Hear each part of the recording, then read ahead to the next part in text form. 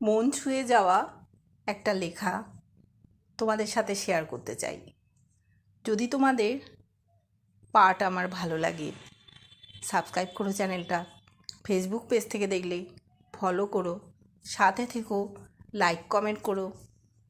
কেমন লাগছে অবশ্যই জানিও।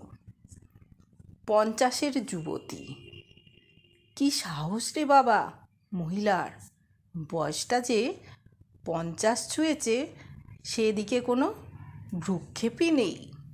কি অ্যাক্টিভ সোশ্যাল মিডিয়ায়, ফেসবুক, ইনস্টাগ্রাম কিছুতেই বাদ নেই।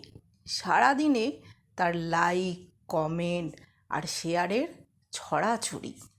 আবার টিকটকেও কখনো নায়িকা তো কখনো গায়িকা। বাপরে বাপ, পারেও বটে। নিজেকে একেবারে টিনেজারে এনে নামিয়েছে। এই তো সেদিন দেখলাম হই হই করতে করতে পার্টিতে মেয়ের সাথে ডান্স করছে। উফ, লজ্জার মাথা খেয়েছে একেবারে। হ্যাঁ হ্যাঁ, বলুন, যত খুশি বলুন। এসব শুনে শুনে গা সওয়া হয়ে গেছে, বুঝলেন? কি হয়েছে?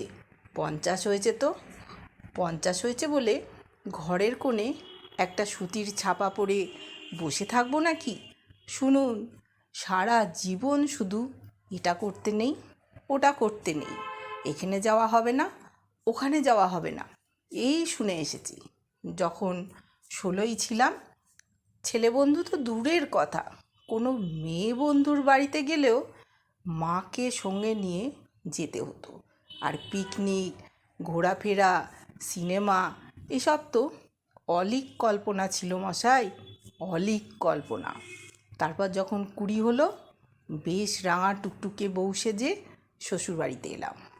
বাবা রে বাবা, সেখানেও আবার এমন নজরদারি! কি বলি, কোনটা খাই না, কেন খাই না, হাতে কেন বড় বড় নখ রেখেছি, সকলের সামনে নাইটি পরতে আমার লজ্জা করে। মেয়ে মানুষ হয়ে এত হই হই কিসের, ইত্যাদি ইত্যাদি। আর বাইরে গেলে শ্বশুর শাশুড়ি, যা ননদ, হাজারটা কৈফিয়ত। তারপর 25-এ যখন মা হলাম, ছেলেকে খাওয়াতে অসুবিধা হবে বলে নাইটি ছেড়ে সুতির ছাপা পরা ধরলাম। কোমরে আঁচল গুঁজে এমন দশভুজা হয়ে গেলাম যে কোথায় সিনেমা, কোথায় বেড়ানো, আর কোথায় যে আনন্দ সব ভুলে গেলাম। না না, এটার জন্য আক্ষেপ করছি না, এটা তো আমার কর্তব্য। দেখতে দেখতে আরও 25টা বছর কেটে গেল। ছেলে আর মেয়ের পড়াশোনা, গান বাজনা, ওদের সামাজিক প্রতিষ্ঠা নিয়ে ওদের সংসারও গড়ে দিয়েছি নিজের হাতে। ওরা এখন যে যার মতো বন্ধু বান্ধব, হই হুল্লোড়, পার্টি, ভ্রমণ এইসব নিয়ে ব্যস্ত। তাই আমিও একটা প্রোফাইল খুললাম, খুঁজে নিলাম নিজের একটা জগৎ। জানেন, আমার ফেসবুক ফ্রেন্ডের সংখ্যা এখন 2000 ছাড়িয়েছে। আমার আবার ফেসবুকে ভেসে ওঠা ওইসব রেডিমেড কমেন্টে মন ভরে না। তাই ভালো কোনো পোস্ট পেলে বড় বড় কমেন্ট লিখি। কত খুশি হয় ওরা জানেন। আর আমার কবিতাগুলো যখন শেয়ারের পর শেয়ার হয়, তখন মনটা আনন্দে উতলে ওঠে। এই নিয়েই তো আমার একার দুপুরটা কাটিয়ে দিই রোজ। মেয়ে জামাই, ছেলে বৌমা ওরা যখন দুদিনের জন্য এসে আবার চলে যায়, তখন ওই খারাপ মনটা ভোলাতে খুব বেশি সময় লাগে না আমার। জানেন, আমি এখন নিজের পছন্দের মাছ কিনি বাজার থেকে, আর যে খাবারটা খেতে ইচ্ছে সেটাই বানাই। যেখানে যেতে ইচ্ছে করে সেখানে যাই। আর তো মাত্র কটা দিন পড়ে আছে, তাই না? নিজেকে কি করে ঠকাই বলুন তো?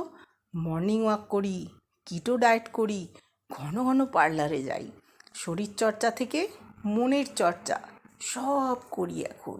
এই তো আমার যুবতী হওয়ার বয়স। তাই যে যাই বলুক, চলুন মনের বয়স বাড়তে না দিয়ে এই 50-এই আবার না হয় যুবতী হয়ে যায়। কেমন লাগলো অবশ্যই জানি।